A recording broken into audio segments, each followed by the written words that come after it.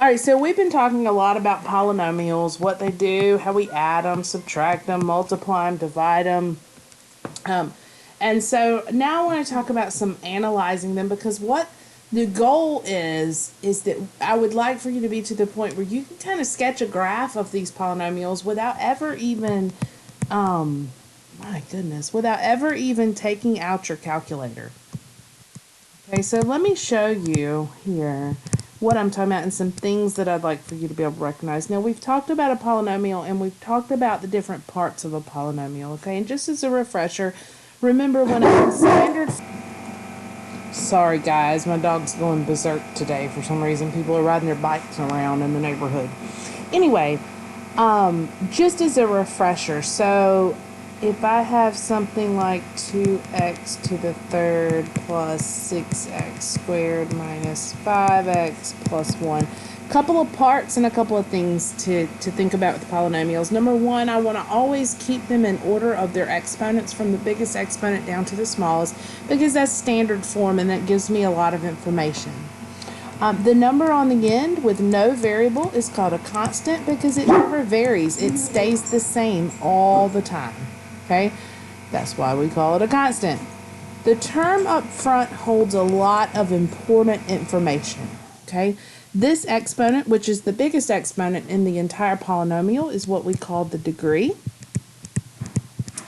And the number in front that leads the equation when we're in standard form is what we call the leading coefficient. All right, and we're going to use these terms to do a lot of stuff in this lesson, and so it's really important that you understand whenever I reference leading coefficient that you know what I'm talking about, or whenever I reference constant that you also know what I'm talking about. Okay? All right, now we classify polynomials based on their degree. Okay, and I'm going to show you a couple things and hopefully tie everything back together, okay? All right, so based on the degree, I'm going to tell you what the polynomial is called and then show you an example of that. And we'll probably go up through 4 on our degree. All right, so if the degree is 0, so we're talking about something that maybe looks like this, okay? Because the degree is 0, that x term is just missing. Okay, we could put an x to the 0 power here, but we won't. This is what we call a constant, okay? And a constant is just a horizontal line whenever it's graphed. Easy peasy. Go up to a degree of 1, so maybe it looks something like 2x plus 3. And I hope you remember what this is. This is a linear function. And it can either look like this or like this, depending on what that slope is or that leading coefficient, if it's positive or negative. All right, degree of 2, we have worked extensively with. If I had to generalize this, I would say linear is all about algebra 1, and 2 or quadratic is all about algebra 2. All right, so a quadratic, when we do graph it, it looks like a parabola. It can be opening up or it can open down. All right, and then we have a degree of 3. We call this a cubic, and you have probably seen this some. It can look this way or it can look this way, depending again on if that leading coefficient is positive or negative. The last one that we're going to talk about is a power of 4, and we call that a quartic. Okay, and it can really start to gain some more definition in the humps, just depending, but sometimes they'll be so you won't even notice the humps in them unless you zoom in really good on it. But the point that here we're really going to look at is what the end behaviors are doing with these, what the name is. If we go over a degree of 4, we'll just call it a whatever degreed polynomial. So if you have something that's got a degree of 7, we'll just call that a 7th degree polynomial. So no sense in memorizing anything past there. I think we'll be pretty good with that. Okay. All right. So here's what I want you to think about. Let's say that we're talking about in behavior. Okay. And in behavior, we have talked about before, okay, and we've talked about graphically is what we've really talked about. It's just looking at the graph and determining the in behavior from there. But what I want to do is I want to really generalize some in behavior. So you'll really want to put this chart in your notes somewhere. We're going to base the in behavior. If you go back to this chart that I gave you a second ago, and you start to notice some things. For these two odd degreed polynomials, the ends go off in opposite directions on all of them, right? But if you look at the even degreed ones, both ends go the same way both times. And that's not a coincidence, okay? We're going to use that degree to help classify what our in behavior is going to look like. So we're going to put degree here for all of them, and we're going to talk about if it's even degreed or odd degreed. All right, so we'll do these top two even, and the bottom two we'll do odd and odd. Again, if I go too fast, feel free to pause or rewind or do whatever you need to do to make sure you keep up, okay? All right, and then what I'm going to do is I'm going to look at, and if we go back to the other slide, and I want you to think just a minute, because I kind of briefly touched on this as I was giving you this chart here.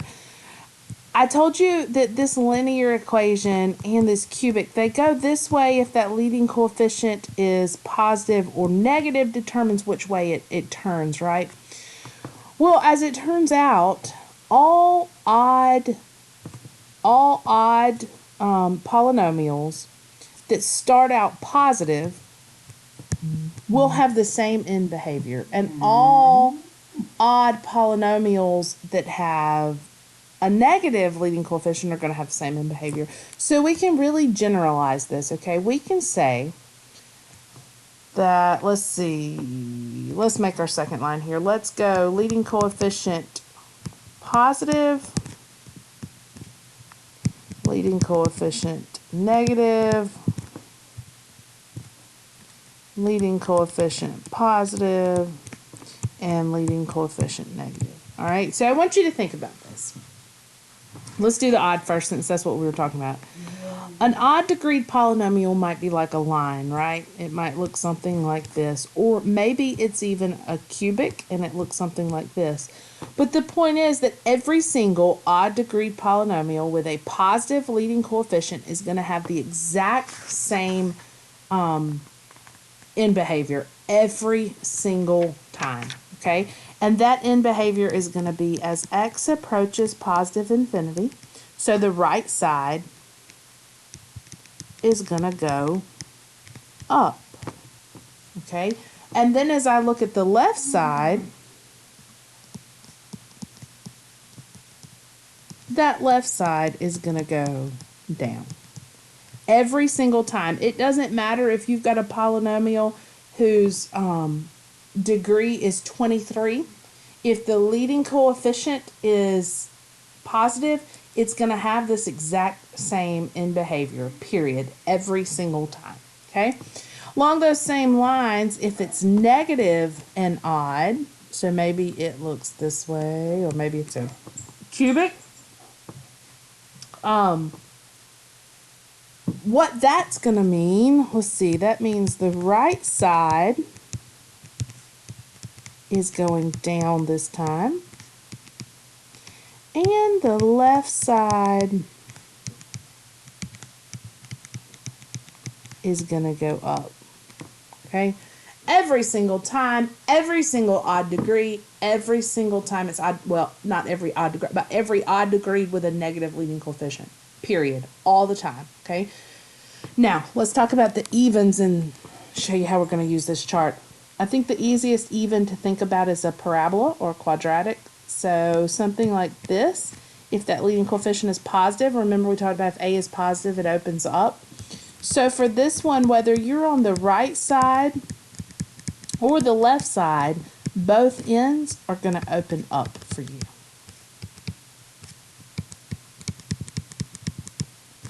And then along those same lines, if I've got a parabola or a quadratic who has a negative leading coefficient, it's going to open down.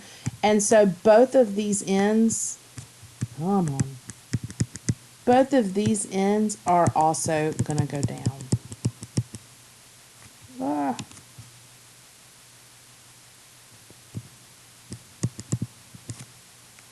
So no matter if I graph it or not, I can determine this end behavior just by looking at the equation itself. All right. So let me give you an example. And again, if you need to stop and copy this, by all means, stop and copy. This is not part of the chart. I'm just giving you an example up here. But I wanted the chart still on here so you could see. Let's say that I had the equation, or let's say that I had the polynomial negative 3x to the third, let's do 8th. Negative 3x to the 8th plus 6x squared minus 1/2 x plus 2. And I said, what's the end behavior of this polynomial? And you went, oh my gosh, that's a terrible looking polynomial. I have no idea. But if you look at your chart and you think this through, if I look, it's an even degreed, okay? So I'm on this top row here. It's even degreed and it's negative in front. So no matter what else I know about this polynomial in particular right here, I know that both ends are going to go down, okay? So if you think about this graphically, no matter what else, both ends of this, whatever else is happening in here, it doesn't matter. These ends are going down, okay? And that's really important as we start sketching graphs and we look at what we're going to do and how we're going to determine things. It's important that we recognize that we can really recognize the end behavior there, okay?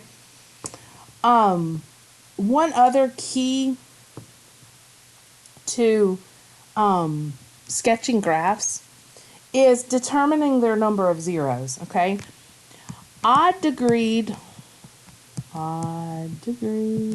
versus even degree tells you a lot about their zeros as well, okay? If you have an odd degree polynomial, oh, excuse me, I am sorry, guys, you are gonna have at least 1 0. You have to. There is no way that you could have both ends go off in opposite directions and never, ever, ever cross the x-axis, okay? So, and remember, that's what a 0 is. A 0 is the place where it crosses the x-axis. So the degree is also going to tell me whether or not I'm definitely going to have that real 0, okay?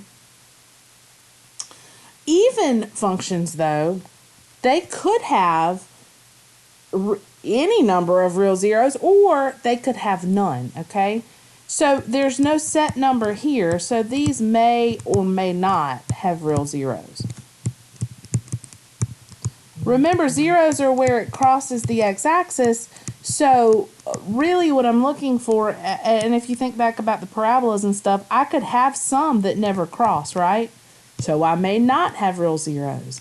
But if I'm talking about an odd degreed polynomial, if its ends go off in opposite directions, there's no way for me to draw this to go in opposite directions where it won't cross at least one time, okay?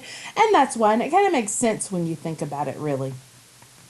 All right, one more thing to show you in this lesson, and that's function values, okay? And this is really setting us up for some other things. We have done this before, but I just feel like I need to go back and touch on it because it is in this section. If I told you that f of x equals x squared plus 2x minus 3, and I asked you, what is f of c minus 4 minus 5 f of c? Okay, here's what you have to remember. Anything outside of this function, like this 5, you're literally putting it outside of the function. Okay, that has nothing to do with what you're plugging in or anything. What's inside is what you're plugging in for the variables that are there. Okay, so this would become f of c minus 4. It's not x anymore, it's c minus 4 squared plus 2, it's not x anymore, it's c minus 4 minus 3. Okay, that's just f of c minus 4. And then I'm going to subtract from that 5 times, and I'm going to put a c in here every time I see an x.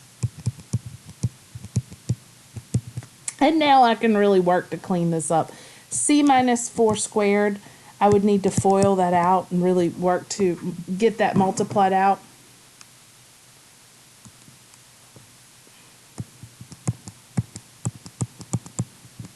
So I'm going to FOIL c squared minus 4c plus 16 would give me c squared minus 8c plus 16, right? So c squared minus 8c plus 16.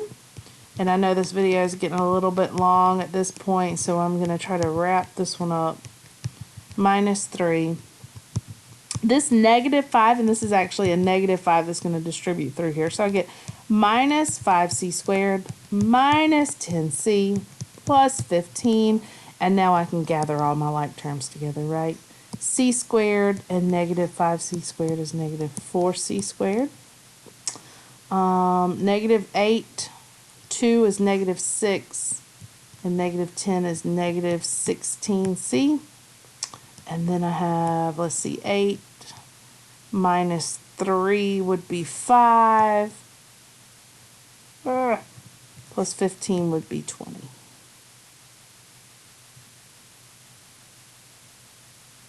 Come on. Okay, so the point here is that we're just going through and substituting in and plugging in where we need to.